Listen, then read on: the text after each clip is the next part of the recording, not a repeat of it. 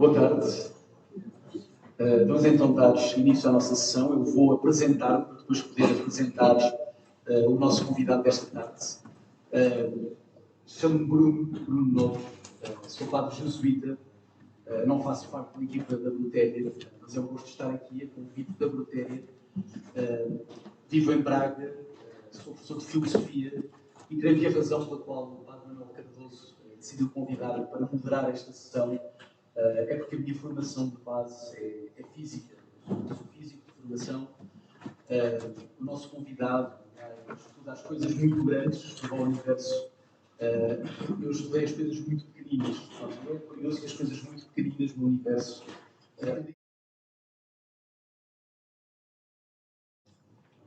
Esta conferência insere-se assim num conjunto de conferências com o nome Eutopos.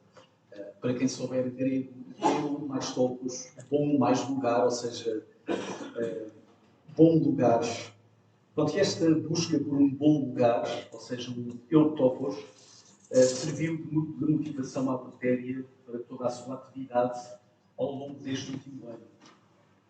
A Brotéria acredita que esta inquietação não está esgotada, pelo contrário, há ainda muito bem escondido para mostrar, muitas vidas desconhecidas para revelar, muitos projetos transformadores para partilhar.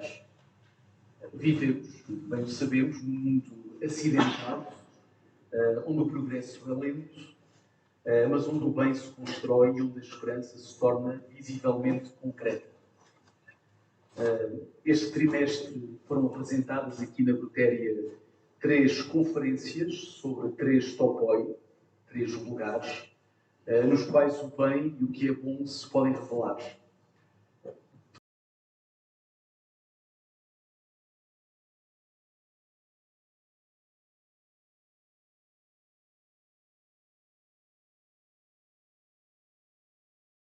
Moçambique, e a possibilidade, hoje, de encontrar Deus em todas as coisas, partindo da experiência de um astrónomo jesuíta, Consolmagno. E agora vou mudar para inglês, também para o nosso convidado nos poderes seguir. So it's my pleasure to introduce Consolmagno, a Jesuit brother. We were talking and we met some years ago, 2019. 2009, sorry, at Praga, in a conference with several Jesuit squad scientists. And if you wonder whether it's possible to be a Jesuit or a Christian or a Catholic, and the scientists here have the proof. So if you think that that the Catholic Church doesn't like science, well, you have a contrary example with Consolmagno. So, Brother Consolmagno was born in Detroit, the state of Michigan. He studied planetary science at MIT and at the University of Arizona, where he finished his PhD. And served in the US Peace Corps in Kenya, taught university physics before joining the Jesuits in 1989. He later, in 1993, joined the Vatican Observatory, doing research about meteorites, asteroids, and the evolution of small solar system bodies. He has published 2,050 articles, publications, 250 articles, and several popular books. And currently, Brother Consolmagno is the director of the Vatican Observatory. So, something in English about the Eutopos conferences. The search for a good place or an Eutopos has been at the roots of Broteria's activity over the last year. At Brotéria, we believe that this search has not been exhausted. On the contrary, there is still plenty of hidden goods to show, many good unknown lives to reveal, many good transformative projects to share.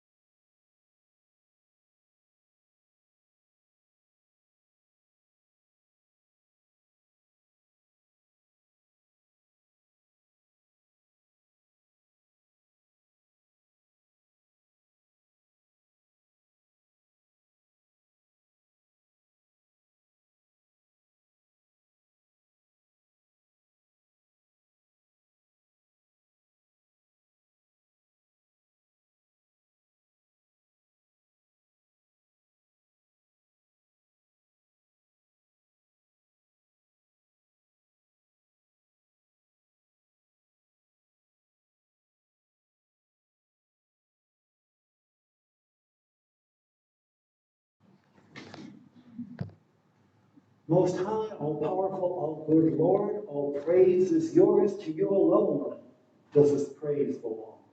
No mortal words, lips are worthy to pronounce your name. And then the prayer, the famous prayer of St. Francis. Laudato si, be praised. Be praised, my Lord, through all your creatures, especially through my Lord, brother, son, who brings the day. You give light to him, and he is beautiful and radiant in all his splendor. And this is the sun, actually at sunset, as seen from the surface of Mars, reminding us that God can be found in the entire universe. Let's talk about how the Jesuits have encountered the stars and why the Jesuits encountered the stars. Our founder, St. Ignatius of Loyola, we are told, as a young man and throughout his life, would find his greatest consolation in simply going outside and gazing at the sky and the stars. And I hope that you also have the chance to spend the moment to gaze at the sky and the stars. Is the moon up right now? Has anybody looked? Sometimes it's invisible in the daytime. Does anybody here know what the phase of the moon is right now?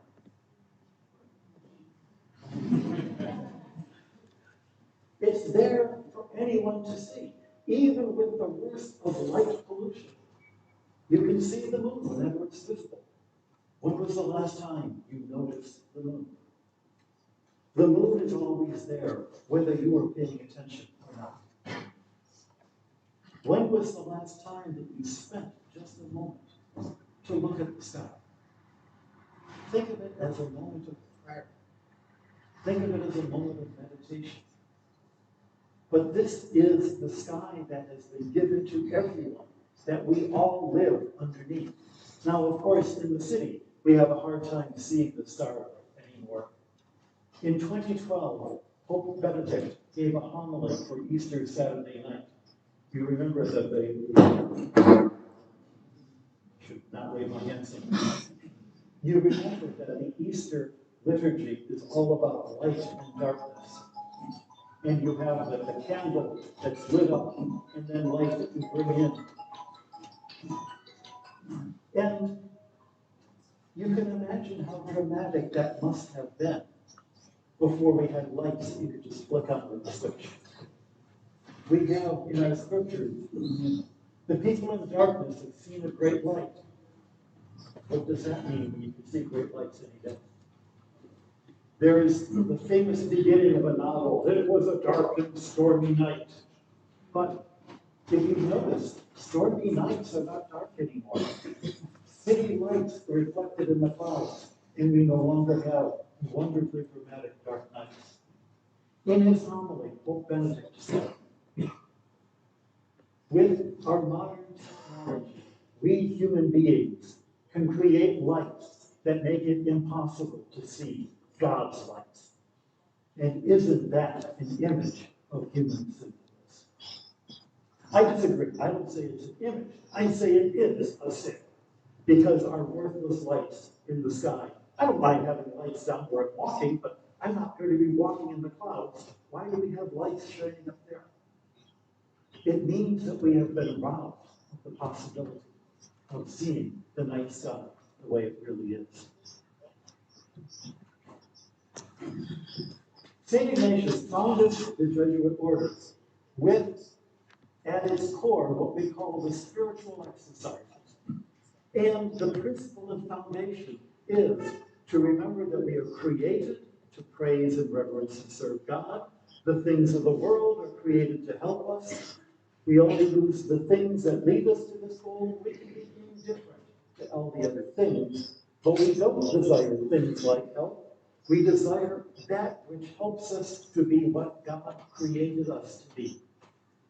In this passage, I've highlighted the words created and things, because the Jesuit motto, to find God in all things, reminds us that the things we are talking about, including us things, are God's creation and are meant to be loved. There are some religions that would tell you differently. There are some religions that would say that the created world is evil.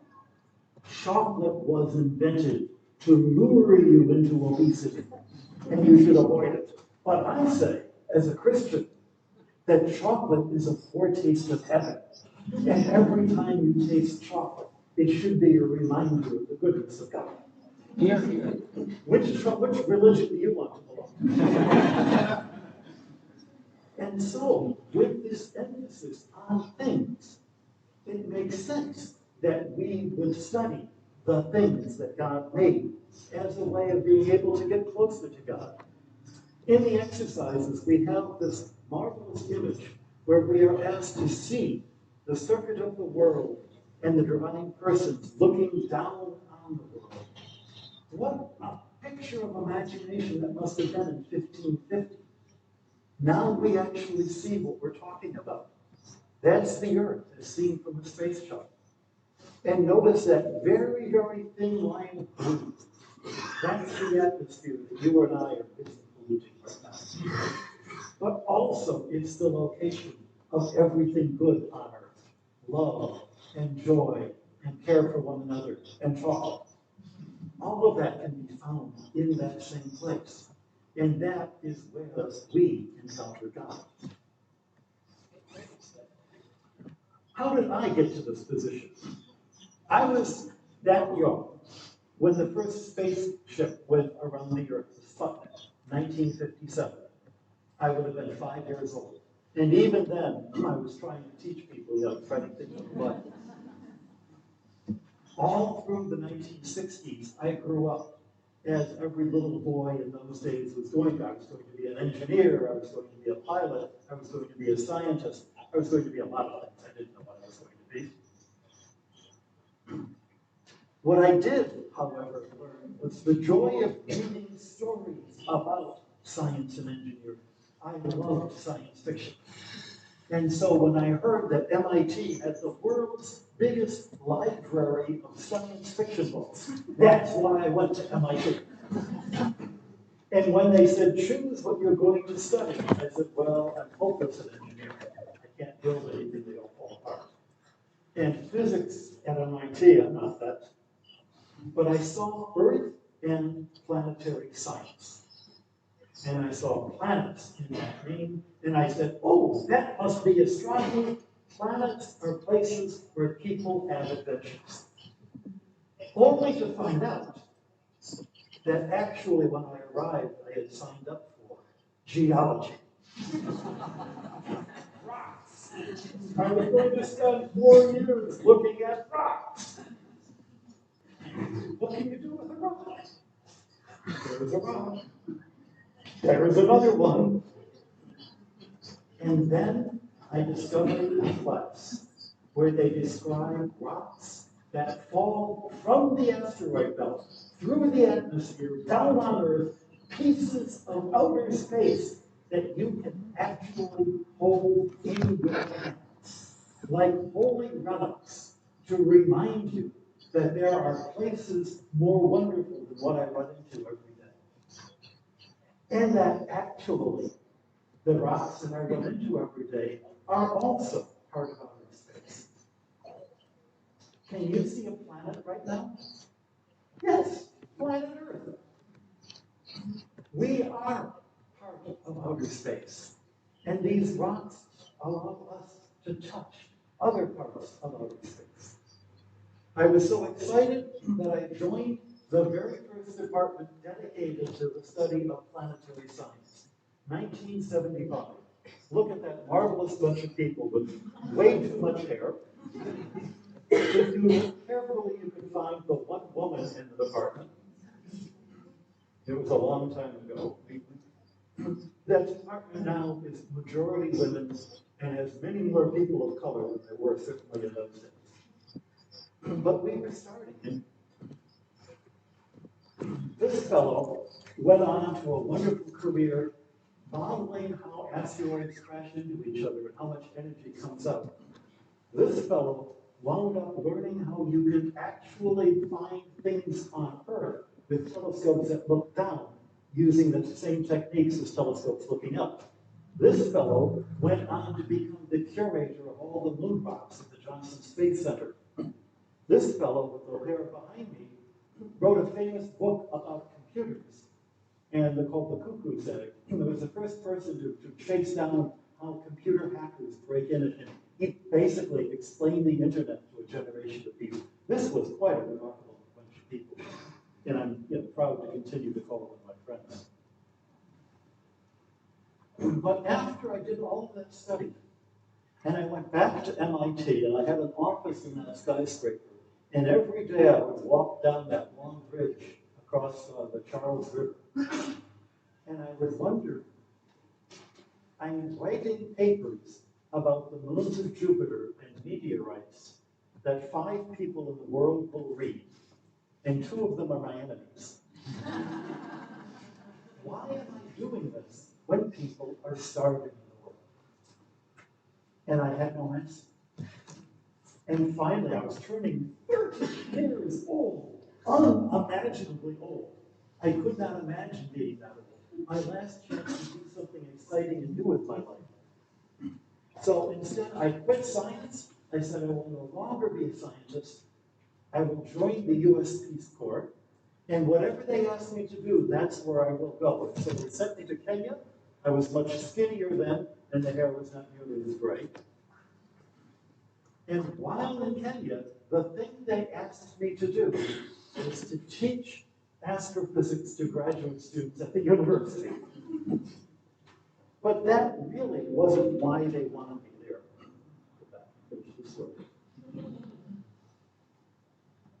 Well, certainly the people I was teaching were the teachers who would teach at the Teachers College to teach the teachers who would help develop the country.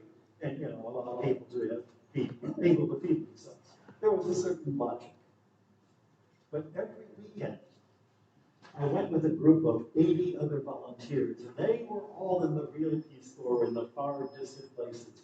And every weekend, I would get on a little matatu, and I would drive up to their schools, and I would have a little telescope, and everybody in the village would want to look through the telescope. Has anybody here ever seen the moon through a small telescope? Have you ever seen the moons of Jupiter in a small telescope? Have you ever seen the rings of Saturn through a small telescope? Have you ever seen the rings of Saturn through a small telescope and not gone, why? I've been looking at them now 60 plus years. And of course, they all went, oh wow. Because that is what human beings do. And after you go, oh wow, then you ask, what am I looking at? How does that work? How do I fit into that big universe? Oh God, I'm so small and you are so big. These are, I had a cat in my day when I was in bed. My cat was much, much cleverer at being a cat than I could ever be. But my cat never wanted to look through the telescope. This is what makes us human beings. This feeds our souls because we do not live by bread alone. I read that someplace. That's why we do astronomy when people are starving in the world. Because people are also starving to feed their souls. And if I was to say to any of the Kenyans, I'm sorry, you're not rich enough to be able to look through a telescope. You don't deserve to ask those questions. I would be denying them their humanity. But if instead I say, look at this wonderful universe, let me share it with you so you can share it with your friends and your students, then all together we are part of the great conversation that we call science. What a powerful thing to do to people in the most remote part of the world. I also discovered that I really enjoyed teaching. I taught for a few years in a small university in America, and I enjoyed that so much that by then I was nearly 40 years old, And I've been dating someone, and that didn't work out, and both of us were very happy to say goodbye, go our separate ways. But then what am I going to do with my life? I thought if I could be someplace where I could teach physics, but stand for something more than just my career, like I was doing at the secular university.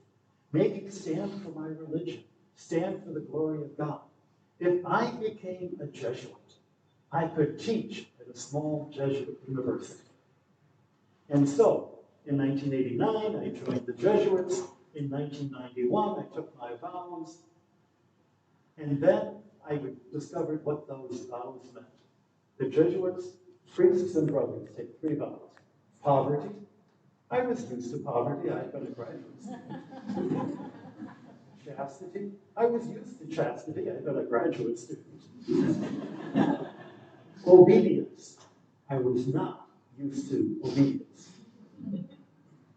Under obedience, rather than allowing me to teach at one of the Jesuit schools in America, I was ordered in a letter from Father General himself that I had to go to Rome, look at that miserable scenery, eat that terrible food, live in the Pope's miserable palace, where incidentally there were 1,000 meteorites that had been donated to the Vatican and no one knew what to do with them.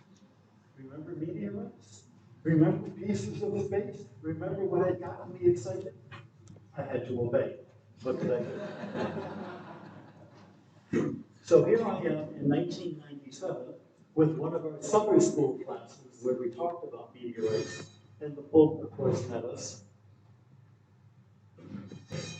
And in 2015, Pope Francis, trying to just make sure that I was never going to escape, named me the director of the Vatican Observatory. Every year at Christmas time, the Pope has an audience of all of the people who run all of the different departments at the Vatican. And you have assigned seating, so the cardinals are in the first row, the bishops are in the second row, and way back there, in the very last row, there I am in the room. It's wonderful. It's a joy being at the Vatican. But speaking of popes in the Vatican Observatory, why do we have an observatory? Well, of course, part of it is simply to show the world that the Church supports science, but there's more to it.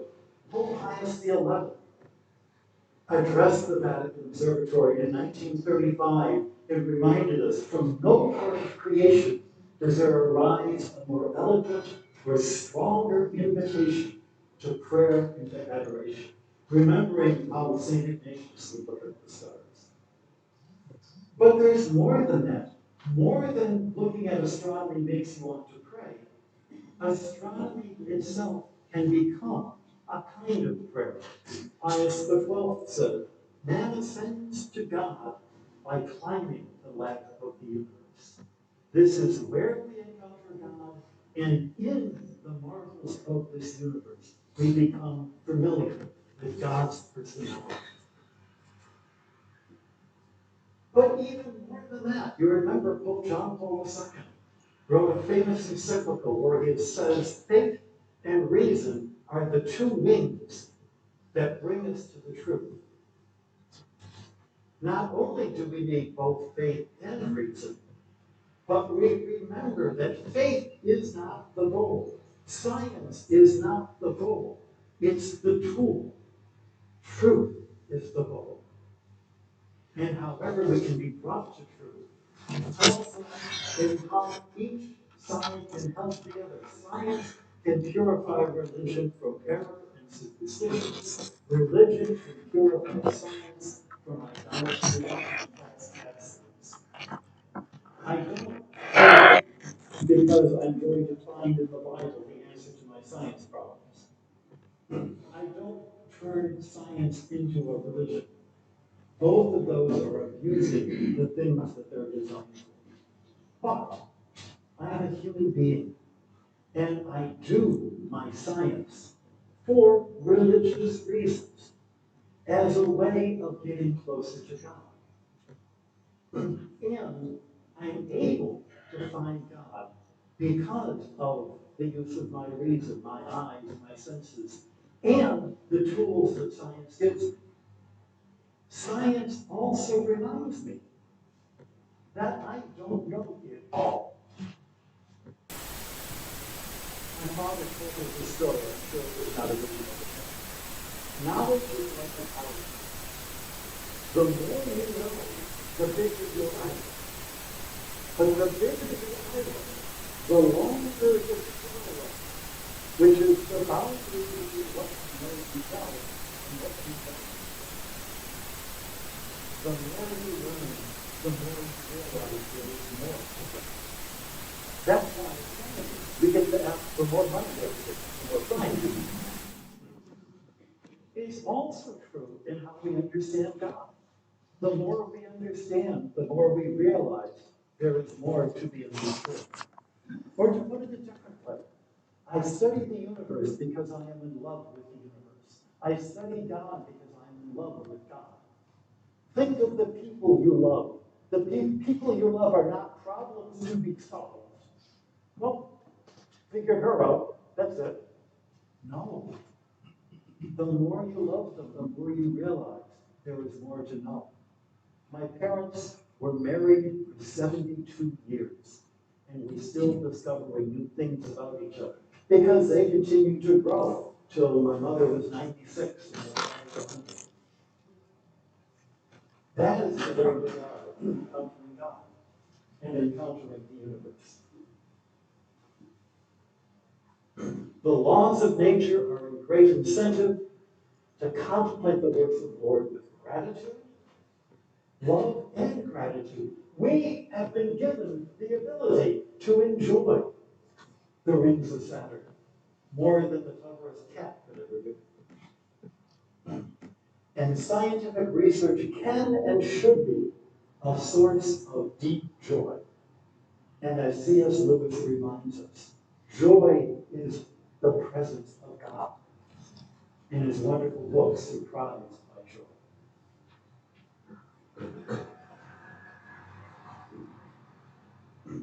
That's why it is actually not surprising that religion has always had such a deep relationship with the sciences. Until the 19th century, most of the people gathering data, scientific data, were clergymen.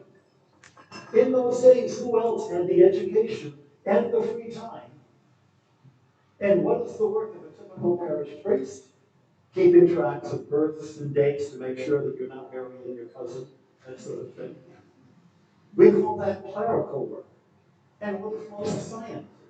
Collecting data, sorting data, organizing data. We call that clerical work because it is done by clerics. So it's, when you look at the modern books, you look at the scientific books of the 1800s and the 1900s, it's either wealthy noblemen or it's clergymen. Science was done by the clergy. In particular, the Jesuits had a special role because they were sent around the world to be missionaries. So often they were the only Western scientists exploring the new worlds. And they trained together so that they could correspond with each other. I'll just give you one example, several examples. Christopher Pelagius, who invented the modern mathematical education, including grouping terms, and I think he even invented that. He was asked by Pope Gregory to help explain the reform of the calendar in 1582.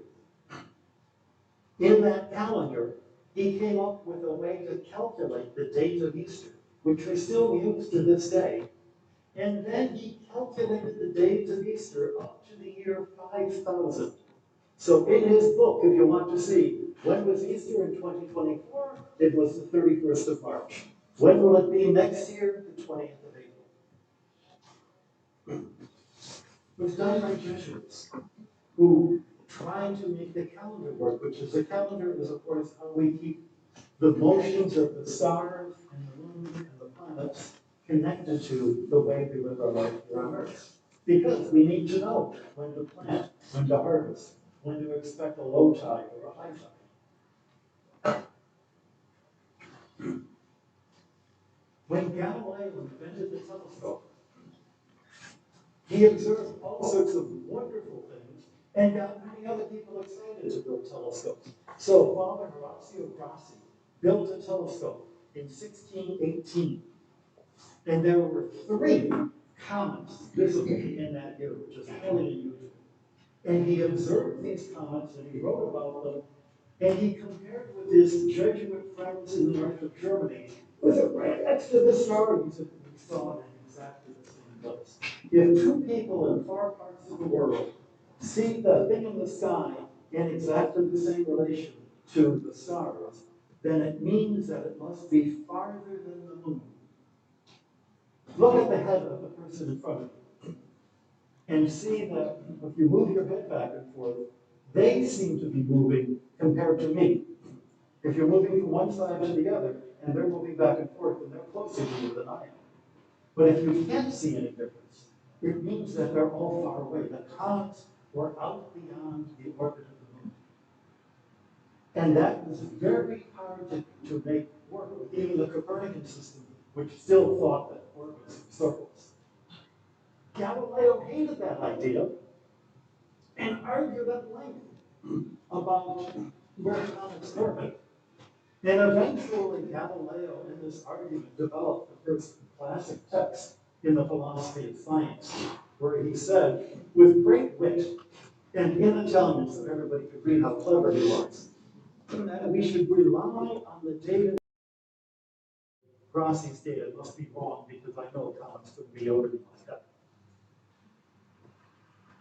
It was sadly the split between the Jesuits and Galileo.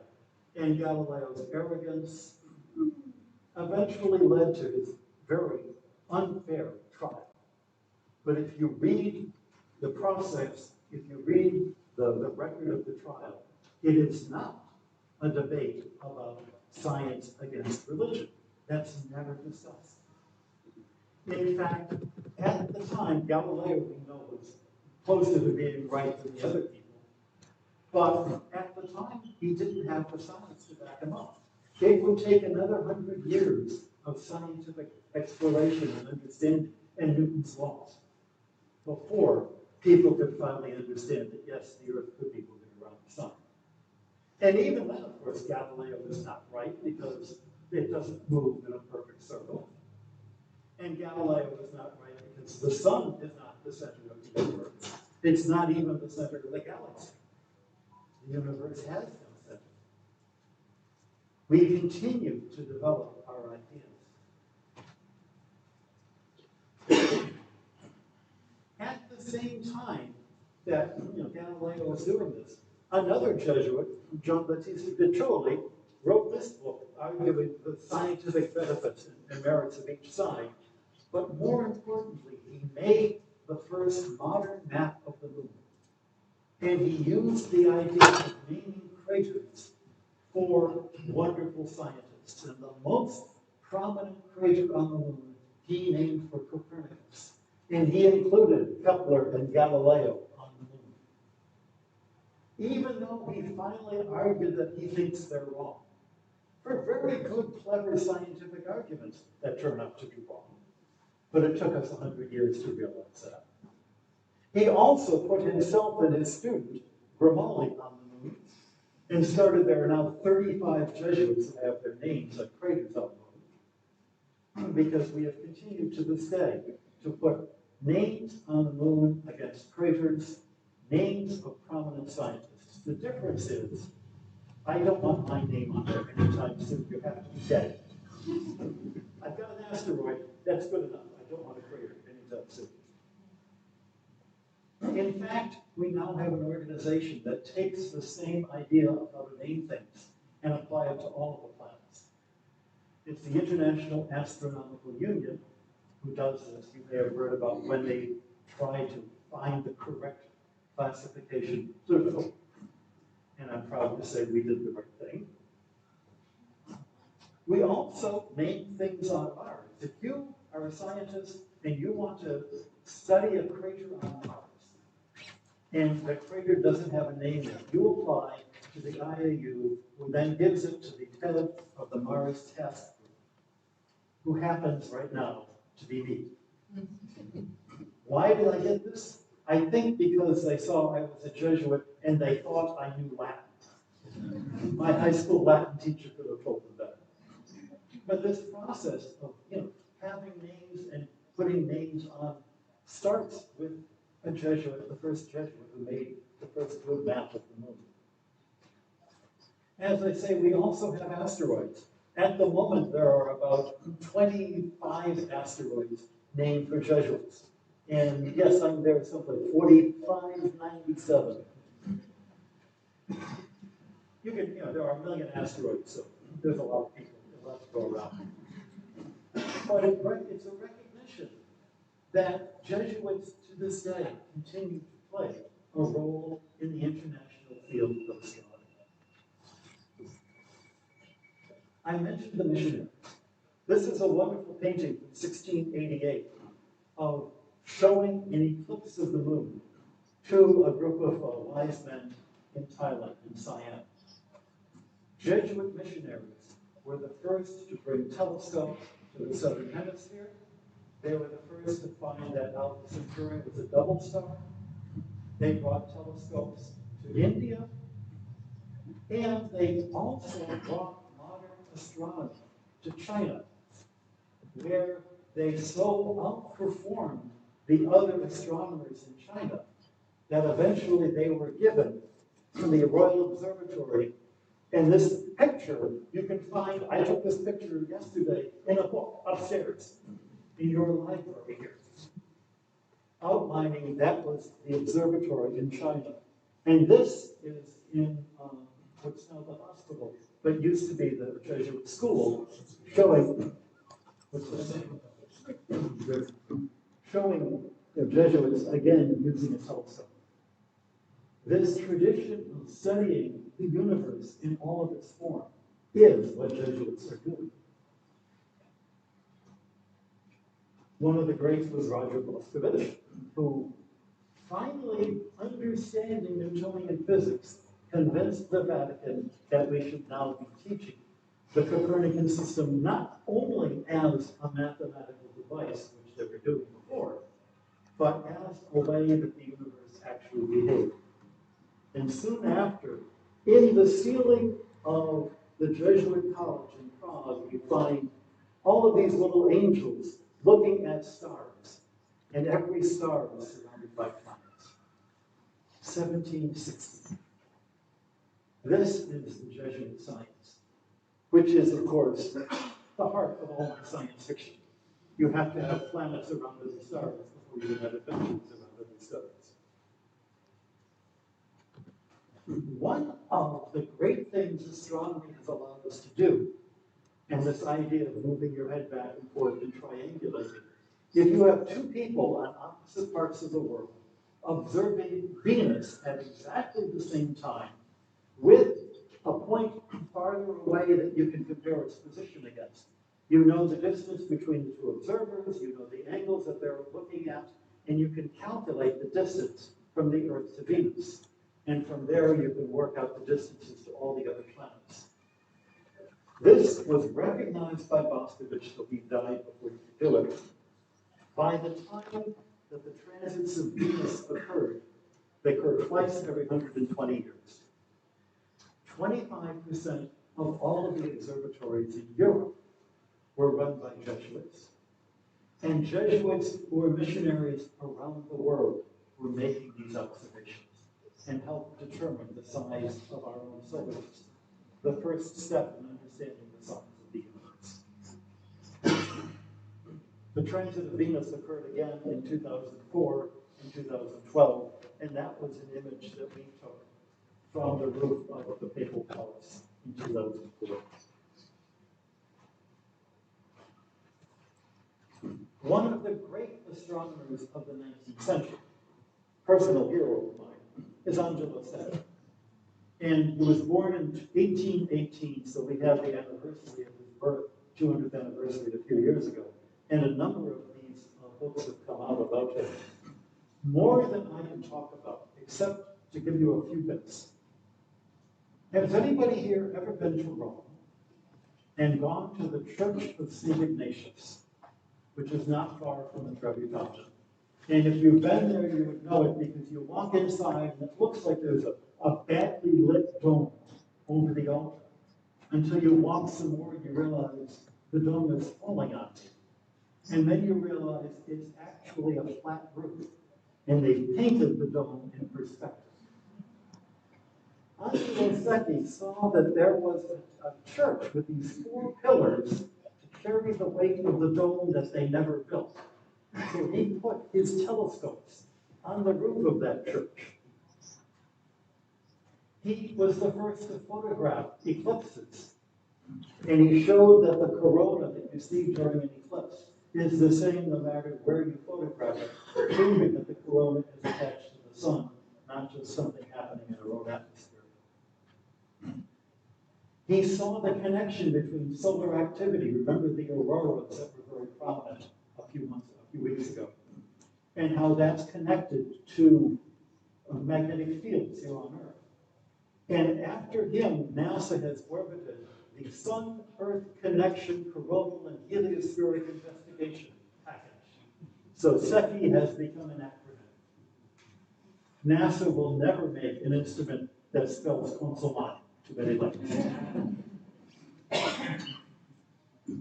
He invented the disc that you put into water, and as it goes deeper and deeper, when you can no longer see the disc, and you measure how deep you have to go, you measure how clear the water is.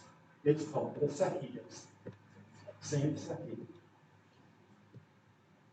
But most importantly, he put a prism in front of his telescope and measured the colors of different stars.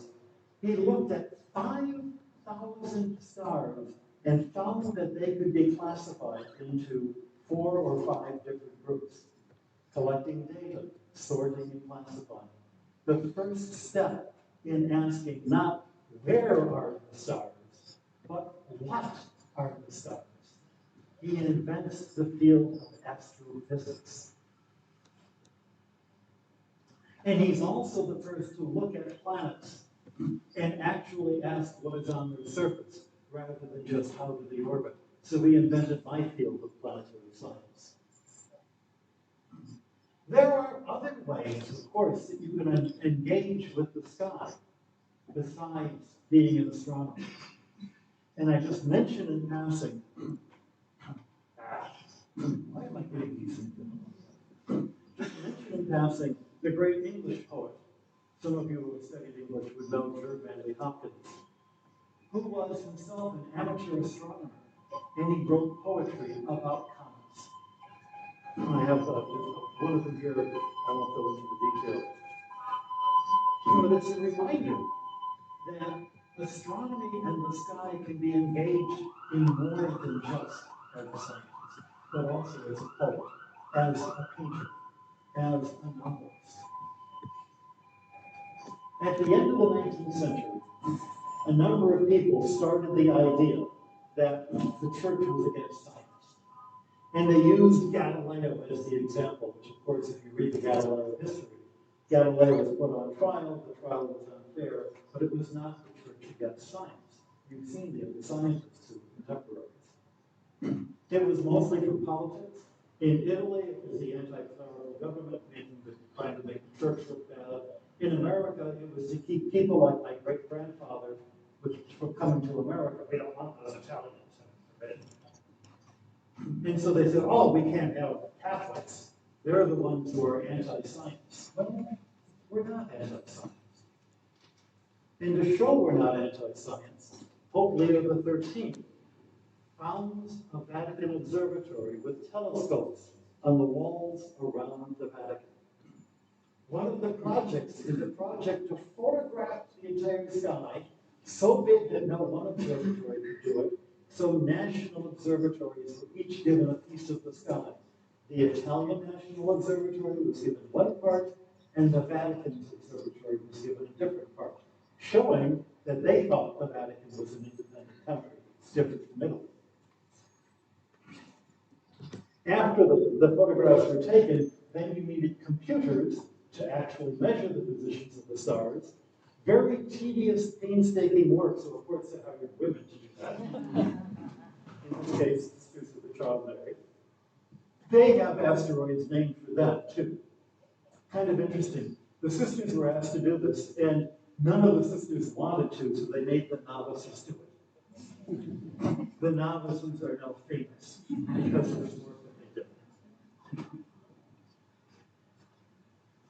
Finally, when Italy recognized the Vatican, that palace where I used to live on the Pope's summer home was turned into a laboratory. And then, after the city lights there were too bad, we built a new telescope in a very dark site in Arizona. And I can talk about this telescope forever. But just to remind you that we continue to be astronomers completely engaged with our colleagues. The fellow in the center, Chris Corbally, is a priest, a Jesuit priest from England, a member of the Vatican Observatory. This was at the IAU, where they were explaining why Pluto, the little dog, has a whole new classification, which is much better than being misclassified as a planet. These are the researchers, the Jesuits who are at the Vatican Observatory today. We come from around the world, from 4 continents. We do all sorts of different research.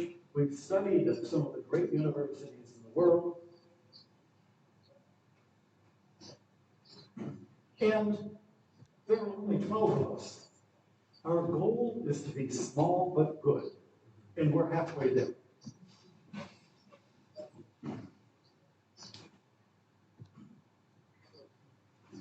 What is the advantage and the disadvantage of doing Jesuit science? Well, here is a scientist who came to our laboratory.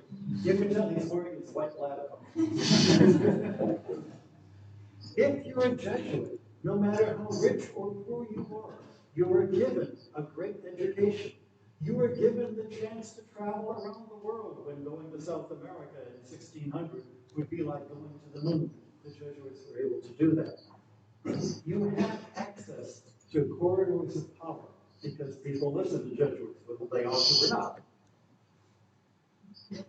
Nowadays, when I work at the Vatican Observatory, my constraint is that I heard from the boss who hired me, do good science. I get to choose the science. If it takes longer than 3 years to come up with a result, and I was working in a government grant, they would stop the grant because I had no results. But I can work on a project that may take 10 years to come up with a result. And as long as it's good science, if I wanted to do a project and NASA decided that wasn't interesting this year, I can still do it. I don't depend on what NASA will pay for. We wind up doing what sometimes is called orphan science, the science of collecting data on meteorites that no one else can afford to do, but we can spend the time and the money. It won't make me famous. I won't get a Nobel Prize, but that's not why I'm doing it. At the end of the day, I'm doing it because I still get the thrill of holding a piece of outer space in my hand. I'm doing it for that joy, which is, to me, the presence of God. There are disadvantages. We have so many other things we need to study that sometimes you'll be 40 years old before you can start your research. Sometimes I'm going to be ordered to do things that are not science. For example, there was a fellow in my province who was a great chemist, and the provincial said, "Oh, you know chemistry? You know arithmetic. We're going to make you the treasurer of the province." Said, true. Sometimes, because you're a Jesuit, not only are there doors open to you, sometimes doors are closed to you. It happens. And sometimes you worry because I represent the church. I don't want to say anything stupid that will bring disrepute to the church. In the age of the internet, if you look up my name, you can find all sorts of ridiculous things I never said. But, you know, that's the world we live in. As long as I don't say them, I guess I'm safe. At the end of the day, though, What makes stars Jesuit? What makes astronomy different? It's first of all why we're doing it. Not for fame, not for glory, not for money. I don't know anybody who does astronomy for money, but if you're so foolish, that's not why we're doing it. We're doing it to find God. And that means that I would rather find out that my theory was wrong than to be praised for a theory that I knew was wrong, but I realized no one else could find out. How do we do it? We do it with both the head and the heart. We write poetry as well as studying the science. And what do we do with what we've learned? We share it with the people in Africa, with people in Lisbon, with anyone who wants to know about the wonderful things we've seen in the sky. Thank you so much for having me.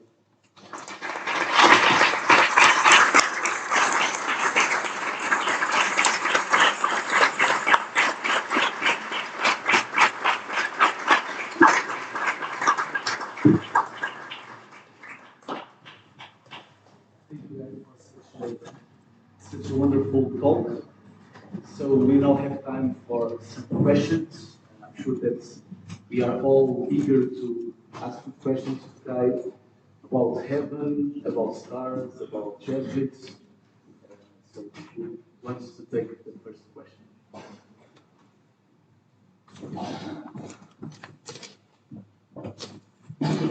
Hello. Hello. Mr. Mann, you mentioned that the Jesuits that took the telescope to South America, Africa, and China. And it's my research and institution from Brazil. I'm searching about how indigenous tribes identify the sky, name the constellations. So my question here for you is how many registers, how the Jesuits register these original people culture about the knowledge of the sky. A few years ago, I was invited to a Native American gathering in northern Wisconsin, where I spoke of meteorites and an Indian elder spoke on meteorites. And it was fascinating in comparing and contrasting. He was an elder, he was younger than me, and he was using a Macintosh PowerPoint. At the end, I asked him, this is wonderful material, you know, did you learn this from your fathers and your forefathers? And he rather was embarrassed to admit, actually, we learned it from the Jesuit relations. In many cases, the Jesuits wrote the record of what they learned from the indigenous peoples and reported it back to Europe. And through all of the trauma that indigenous peoples have gone through, sometimes this is where they have to go back to their own records. Human beings, we do terrible things and we do wonderful things. I'm happy Brazil was colonized for a long time. Yeah, the Jesuits certainly. They contribute a lot. Both good and bad. Very good.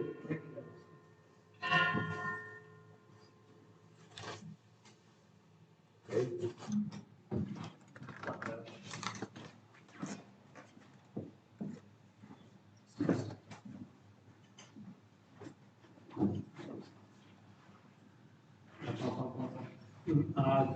Thank you for a great lecture. Sorry, everybody, for taking time for football.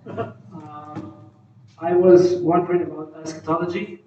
I know it's not probably your cup of tea or your field of research, but I guess you don't really believe in four horsemen, all this kind of stuff.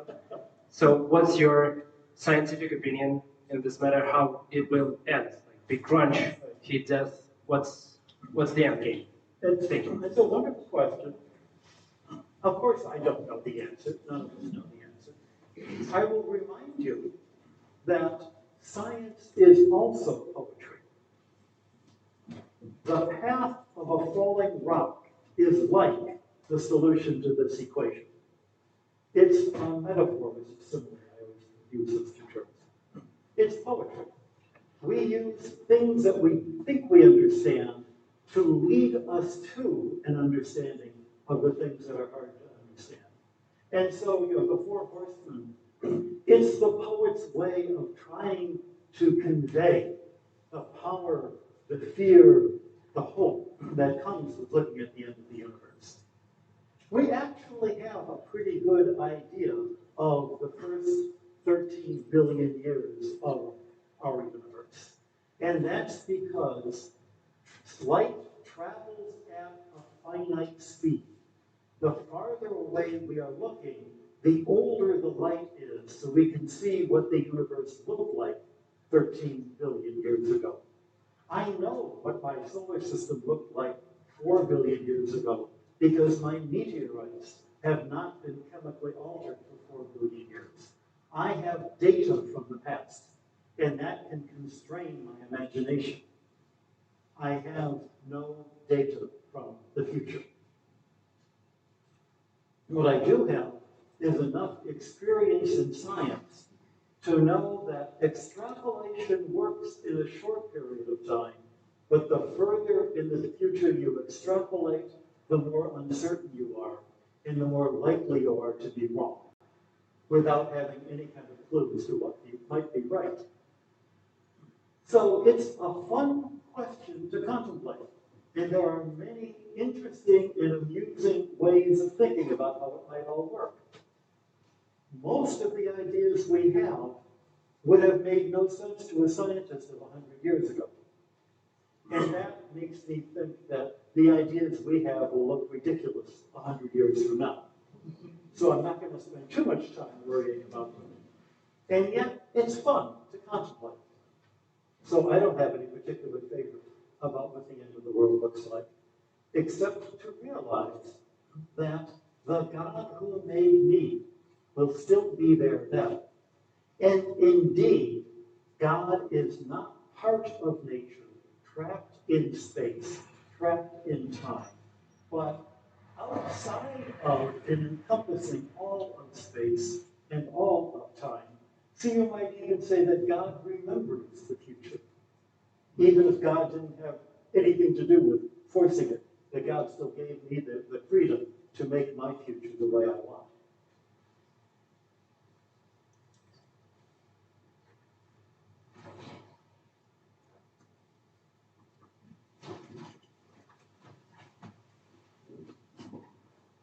Thank you very much for your presence here.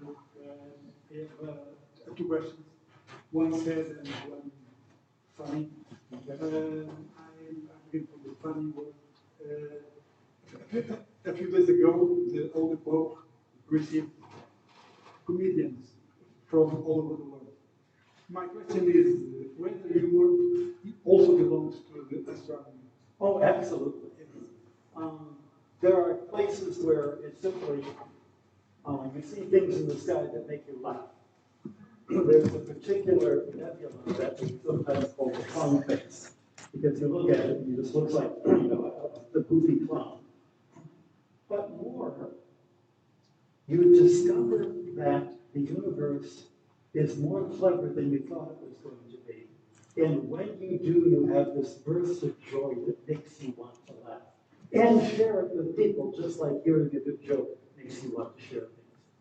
The way I put it is that science is where God can show me his personality. And his personality includes, I think, a very wicked sense of humor, where you thought you knew what was going on, and God gets the last laugh. But it's one he shares with you, and then he invites you to laugh.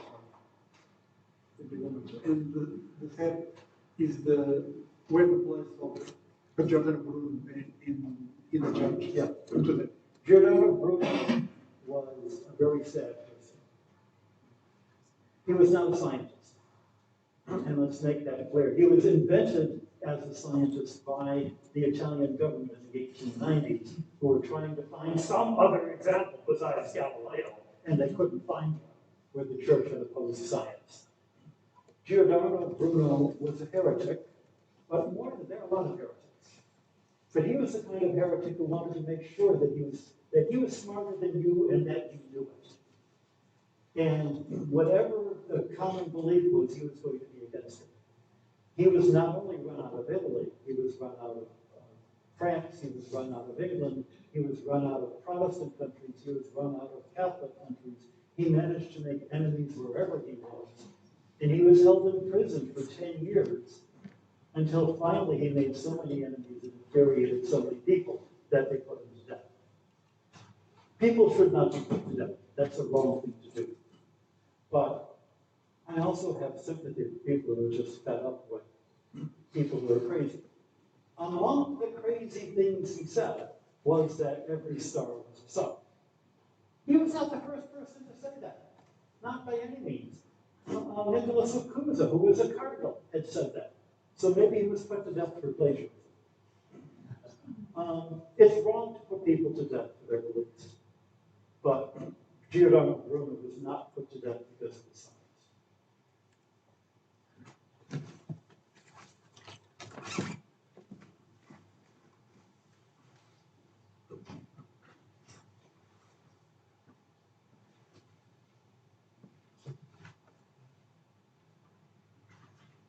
So I think the last question, please. Thank you very much. Thank you very much for your talk. I'm curious to. It's wonderful to hear about the Vatican Observatory and all the things that you do. And I'm curious about some recent papers or things that you brought to the astrophysical community. Okay, let me mention 3 bits of research, which I think are very exciting. One is Richard de Souza, who is a superior of our community from Gaul. And his doctorate is from Germany, and then he worked with postdoctoral work in America.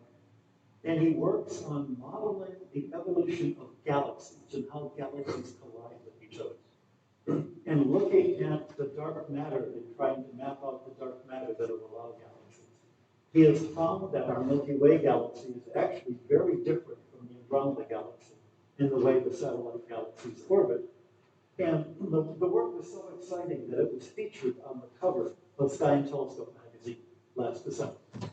One piece of research. A completely different piece of research. The fellow who took over the meteorite collection when I was made the director has committed the unforgivable sin of being better at it than I was. He is so good at making measurements of the physical properties of meteorites that NASA came to him. He didn't say, oh, please let me. NASA said, would you please come and make the measurements on the samples that we have brought back from asteroid Beta, the OSIRIS-REx mission. He built the instrument that is making those measurements. And that's ongoing, and the results are very surprising and quite interesting, and they'll be coming out this summer. A third bit of research, which I think is very fun. This very week, while I'm here, there is a conference in honor of Georges Lemaitre. Georges Lemaitre was the fellow who first looked at the mathematics of general relativity and said, you know what this means? This means that the universe is expanding. And I predict if we could measure where the galaxies are, we would see that the farther away they were, the faster they are expanding, moving away from us. And that means that we must have all been in one point, which he called the cosmic atom. He predicted this before Hubble saw it. He was not a Jesuit. He was a diocesan priest, but he was a Catholic priest. I mentioned he was not a Jesuit because he hated being called a Jesuit. He is proof that it is possible to be smart and not be a Jesuit. We are holding a conference this week in honor of Lemaitre at the Vatican Observatory with 4 different Nobel Prize winners attached. The fellow who was organizing it, Gabriele Giunti, is working on a new mathematics of quantum gravity. And he's already made significant progress on how we relate the physics of what happens in the extreme conditions immediately after the Big Bang. So that, I think, gives you a sense of the variety of work. All of the work we do is in conjunction with scientists at other observatories or at the universities. Nobody works by themselves.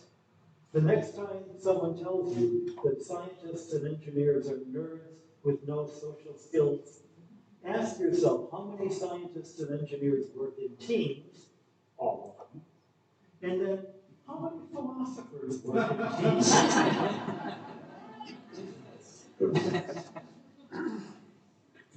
Thank you so much, everyone.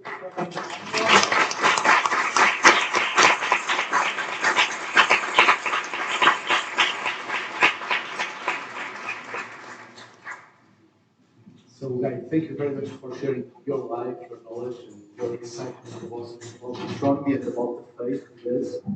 We are now invited to have a cup of wine, which is in the room behind us. And we thank again the Santander Foundation and FLAB, Fundação Luso-Americana pelo Desenvolvimento, for sponsoring this talk. Thank you very much.